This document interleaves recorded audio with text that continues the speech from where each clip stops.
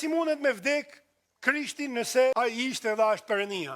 Ky tekst duhet kuptojmë që pikë parit flet për Krishtin dhe dëshmon që ai është i vetmi që tashmë e mban pa vdeksin, sepse ai është ai që e mposhti vdekjen.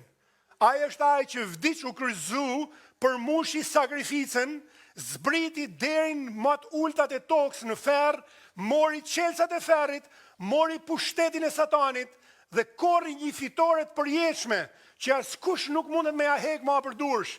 Kur Bibla thot që vetëm Perëndia mban pa vdeksin, do të thot që edhe pse Krishti erdhi dhe vdiq për ne, Perëndia e ringjalli, edhe i dha fitore dhe Krishti nuk do të vdesin më kur për jetë. Ai jeton edhe rron për jetëve.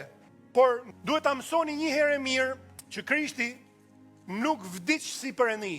Krishti vdiq si njeri. Vdiq sepse duhet të flejohej një njeri për shlyerjen e mëkatit. Prandaj Krishti, që është biri i vetëm i Perëndis, erdhi dhe përmushi këtë sakrificë dhe këtë mision që askush tjetër nuk mund ta përmushte si njeri.